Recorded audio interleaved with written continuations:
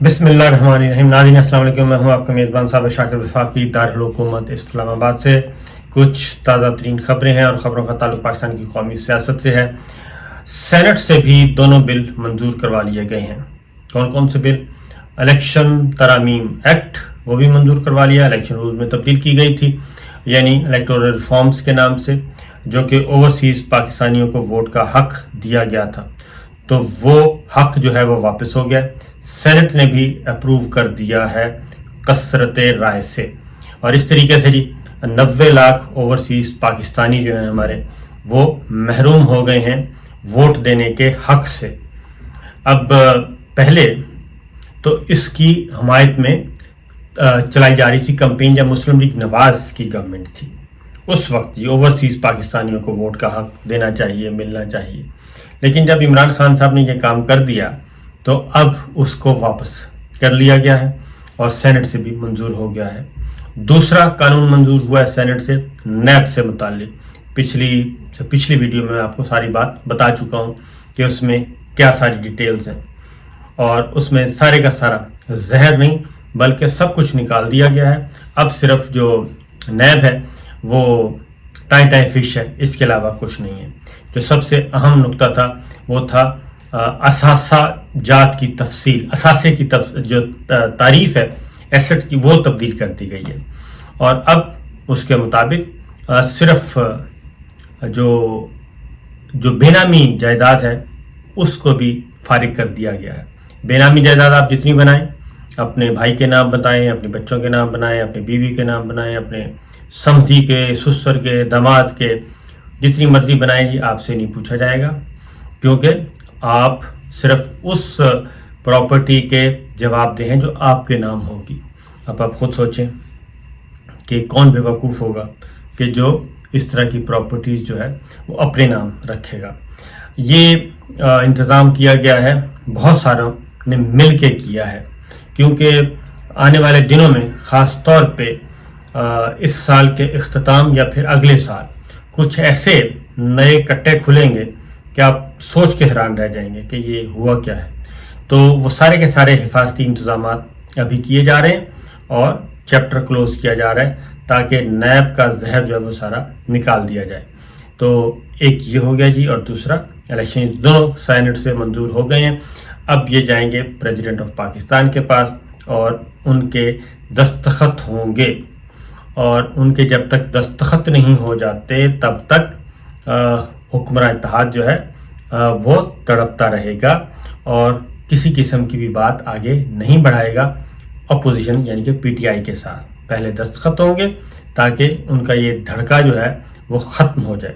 تو دیکھتے ہیں پریزیڈنٹ آف پاکستان اس پہ کیا کرتے ہیں. ڈاکٹر عارف علوی صاحب اس کو اپروو کرتے ہیں یا واپس بھیجتے ہیں، کیونکہ صدر مملکت کے پاس یہ اختیار ہے کہ وہ کوئی بھی پارلیمان سے، قومی اسمبلی سینٹ سے جو منظور کیا ہوا قانون ہے وہ ایک دفعہ واپس بھیج سکتا ہے ریویو کے لیے.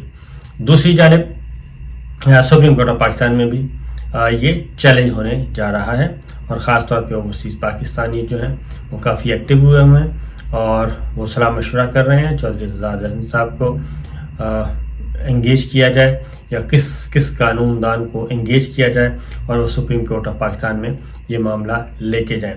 دوسری جانب نیب کے قانون کو بھی چیلنج کرنے کا ارادہ ہے، اور اس میں اب کون آتا ہے یہ فرنٹ پہ، اس کا انتظار کیا جا رہا ہے کہ اس کو بھی سنجیدگی سے بات کی جا رہی ہے کہ اس کو بھی چیلنج کر دیا جائے. ایک اور کام سپریم کورٹ آف پاکستان نے کیا ہے اور وہ کافی سیریس معاملہ ہے، اور چونکہ جو مقدمات تھے خاص طور پہ ایف آئی اے نیب جو چل رہے تھے ان مقدمات کو ختم کرنے کی کوشش کی جا رہی تھی، اور خاص طور پہ پروسیکیوٹرز کے ذریعے کوشش کی جا رہی تھی. اور چونکہ ایف آئی اے وزارت داخلہ کے ماتحت ہے اور ان کو قابو کرنا کوئی مشکل کام نہیں ہے، اس لیے کہ تمام تر اختیارات جو ہیں وہ وزیر داخلہ کے پاس ہوتے ہیں، سیکرٹری داخلہ کے پاس ہوتے ہیں. لہذا وہ جو میچ فکسنگ اور سپاٹ فکسنگ کی کوشش کی جا رہی تھی کہ جا کے بتا دیا جائے کہ مقدمات میں جان ہی نہیں ہے، ہم چلانا نہیں چاہتے، خاص طور پہ شہباز شریف صاحب اور حمزہ شہباز شریف صاحب کے خلاف ان پہ چونکہ فرد جرم عائد ہونی ہے، اس لیے اس پہ ECL سے نام بھی نکالے گئے. تو سپریم کورٹ آف پاکستان نے نوٹس لیا ہوا اس معاملے پہ. تو کل اس کی ہیئرنگ ہوئی. وہ ہیئرنگ میں آپ کو سنوا دیتا ہوں, کافی مزے کی ہے اور اہم ہے, important. Chief justice of Pakistan جو ہیں وہ اس کو ہیڈ کر رہے ہیں, اس بینچ کو, اور اس کی جو ڈیٹیلز آئی ہیں اس میں یہ ہے کہ اپنے فائدے کے لیے ملزم کیسے ترمیم کر سکتا ہے. پہلا سوال یہ ہے, یہ چیف جسٹس آف پاکستان نے استفسار کیا ہے, پوچھا ہے ECL رولز میں ترمیم کا طریقہ کار طلب کر لیا گیا کیونکہ ECL سے نام نکال دیے گئے سب کے, جتنے بھی اس وقت حکمراں اتحاد میں شامل ہیں وہ یا ان کے رشتہ دار یا ان کے دوست جتنے بھی تھے, ان سب کے نام ECL میں وہ رولز ہی تبدیل کر دیے, اور رولز تبدیل کر کے سب کے نام ECL سے نکال دیے گئے. تو یہ اس پہ پہلا ڈیٹیلز مانگی تھی سپریم کورٹ آف پاکستان نے کہ کتنے لوگوں کے نام ان 4-5 ہفتوں میں نکالے گئے ہیں. تو ڈیٹیلز آ گئی, اور اب جو ترامیم کی گئی تھیں, اور وہ بھی کوئی پارلیمنٹ کے ذریعے نہیں کی گئی تھی, وہ ایک کمیٹی بنائی اور کیبنٹ کمیٹی, اور انہوں نے پرپوز کر دی اور کابینہ نے اس پہ ٹھپا لگا دیا, اور لہٰذا وہ ترامیم تبدیل منگوا لی گئی ہیں. اس میں مریم صفدر صاحبہ بھی شامل ہیں, باقی جو ادھر بیٹھے ہیں لندن میں وہ بھی شامل ہیں, ان کے نام بھی ECL سے کہتے تھے نکالے گئے ہیں. لیکن چونکہ جن کے نام ECL میں ڈالے گئے تھے عدالتوں کے ذریعے, اس میں مریم صفدر صاحبہ کا پاسپورٹ چونکہ عدالت کے پاس ہے اور وہ نہیں ملا تھا, اس لیے اور بہت سارے لوگوں نے مستفید ہونا تھا, تو وہ چیزیں آ گئی ہیں. اور کیونکہ مریم صفدر صاحبہ کا جو کیس چلا تھا تو 3 بینچ ٹوٹے تھے, انہوں نے سننے سے انکار کر دیا تھا یہ کیس. تو یہ ہوا جی سپریم کورٹ, اور چیف جسٹس عمر عطا بندیال صاحب نے کہا کہ ریاست کے خلاف کارروائیوں پر سپریم کورٹ کارروائی کرے گی. یہ امپورٹنٹ چیز ہے. تحقیقاتی اداروں میں حکومت کی مبینہ مداخلت پر از خود نوٹس کی سماعت ہوئی. چیف جسٹس آف پاکستان کی سربراہی میں 5 رکنی لارجر بینچ یہ مقدمہ سن رہا ہے, اور اس میں جسٹس مظہر علی اکبر نقوی صاحب بھی ہیں, جسٹس اعجاز الاحسن صاحب بھی ہیں, جسٹس منیب ہیں, جسٹس محمد علی مظہر ہیں. تو اس میں انہوں نے کہا جی چیف جسٹس آف پاکستان نے کہ اٹارنی جنرل صاحب سے کہ ECL رول 2010 کا سیکشن 2 پڑھیں. رولز کے مطابق کرپشن, دہشت گردی, ٹیکس نہ دہندگان اور قانون اور لون ڈیفالٹر باہر نہیں جا سکتے ملک سے.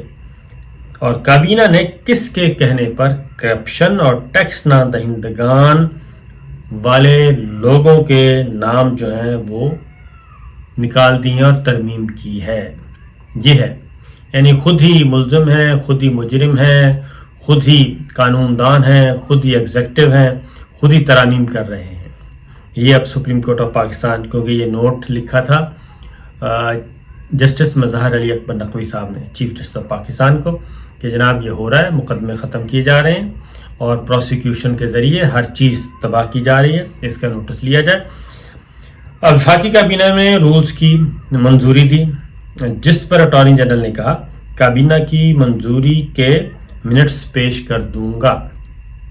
جسٹس اعجاز الاحسن صاحب نے پوچھا کہ 120 دن بعد از خود نام ECL سے نکل جائے گا, جس پر اٹارنی جنرل نے بتایا کہ 120 دن کا اطلاق ECL میں شامل ہونے کے دن سے ہوگا, یعنی کہ 3 مہینے کے بعد خود بخود 4 مہینے کے بعد خود بخود ہی نام نکل جائے گا.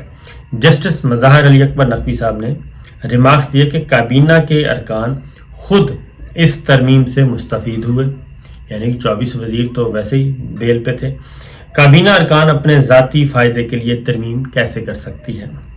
جسٹس منیب اختر نے کہا کہ جانتے ہیں کہ وفاقی وزراء پر ابھی صرف الزامات ہیں, لیکن کیا کوئی ضابطہ اخلاق ہے کہ وزیر ملزم ہو تو متعلقہ فائل اس کے پاس نہ جائے. جسٹس محمد علی مظہر صاحب نے کہا اپنے فائدے کے لیے ملزم کیسے رولز میں ترمیم کر سکتا ہے, جبکہ جسٹس منیب اختر نے کہا کہ ملزم وزراء کو تو خود ہی ایسے اجلاس میں نہیں بیٹھنا چاہیے. کیسے نہ بیٹھیں سر جی, ان کا تو مسئلہ ہی پریورٹی یہ تھی کہ گورنمنٹ بنے تو سب سے پہلے یہ کام کیا جائے۔ جسٹس اعجاز الحسن صاحب نے پوچھا کہ سرکولیشن اسمبلی کے ذریعے ایسی منظوری لی جا سکتی ہے، جبکہ جسٹس محمد علی مظہر نے کہا کہ ای سی ایل میں رولز میں ترامیم کے بعد نظر ثانی کا طریقہ کار ہی ختم ہو گیا۔ کیا ای سی ایل رولز میں کابینہ کی ترمیم کیا مفادات کا ٹکراؤ نہیں تھا؟ بالکل تھا جی۔ اٹارنی جنرل نے کہا کہ دیکھ لیتے ہیں وہ ممبران جن کے نام ای سی ایل میں تھے ترمیم والی کمیٹی اجلاس میں تھے یا نہیں۔ وزیر قانون اعظم نذیر تارڑ نے ای سی ایل رولز میں ترمیم تجویز کی۔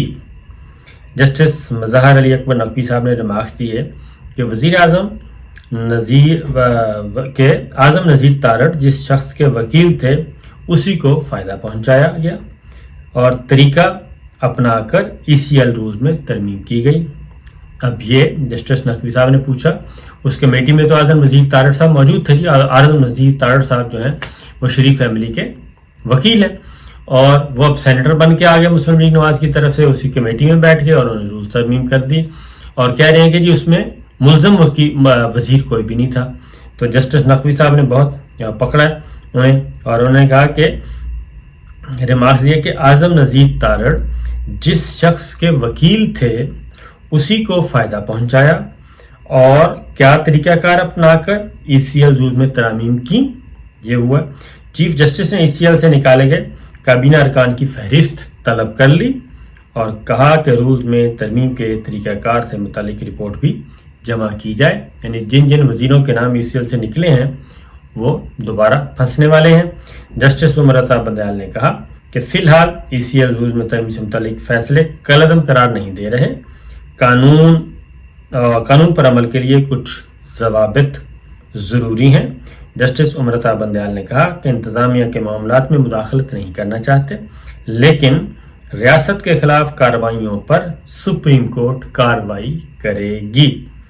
یہ ہے وہ جی اصل چیز جو کہ آئی ہے اور اب سپریم کورٹ آف پاکستان نے وہ سارے کا سارا جو پلان ہے وہ میرا خیال ہے گڑبڑ ہونے والا ہے۔ کافی تو ہو چکا ہے، اسٹے آرڈر تو پہلے ہی دے دیا انہوں نے۔ اب سارے کے سارے ایک تو رولز میں ترمیم جو کی گئی وہ سارے کا ریکارڈ مانگ لیا ہے، کابینہ کمیٹی کے منٹس جو تھے وہ مانگ لیے گئے ہیں، پلس یہ کہ کس کس وزیر کا نام ای سی ایل سے نکالا گیا یا نکلا وہ تفصیلات مانگ لی گئی ہیں۔ یہ ساری چیزیں مانگ لی گئی ہیں جناب، اور اب معاملہ سپریم کورٹ میں ہے اور بڑے اہم سوالات اٹھائے گئے ہیں کہ یا آخر کیسے جو ملزم ہوں، جو خود ضمانتوں پہ ہوں، جن کے اپنے نام ای سی ایل میں ہوں، وہی وزیر بن کے آئیں اور بطور کابینہ اپنے بارے میں خود ہی فیصلہ کر دیں، اپنے آپ کو خود ہی ریلیف دے دیں اور پھر رہی صحیح کسر جو ہے وہ ایف آئی اے کے ذریعے کروائی جائے کہ جو مقدمات چل رہے ہیں اس پہ پروسیکیوشن کو کہا جائے کہ آپ پروسیکیوٹ ہی نہ کریں، جو پروسیکیوٹر جائیں ان کو کہا گیا کہ آپ لیٹ پہنچیں، وہ لیٹ پہنچے۔ تو یہ ساری کی ساری جو چیزیں ہو رہی ہیں یہ سب کی سب پکڑی گئی ہیں۔ اور ابھی میں آپ کو بتا دوں کہ نیب میں جو ترمیم کی گئی ہے وہ بھی چیلنج ہوگی، اور جو الیکٹورل ریفارمز کے نام سے بیرون ملک اوورسیز پاکستانی ان کو ووٹ کے حق سے محروم کیا گیا وہ بھی چیلنج ہوگا۔ تو دیکھتے ہیں آنے والے دنوں میں کیا ہوتا ہے۔ سپریم کورٹ آف پاکستان کافی متحرک ہے، اسلام آباد ہائی کورٹ کافی متحرک ہے اور اپنے بروقت اقدامات کر رہی ہے، اور جتنے بھی اس وقت انتقامی معاملات کیے جا رہے ہیں ان پہ بھی ایکشن لے رہی ہے۔ لہٰذا آنے والے دنوں میں سپریم کورٹ آف پاکستان مزید اہم ہوگی جناب۔ اجازت دیجیے، اللہ حافظ۔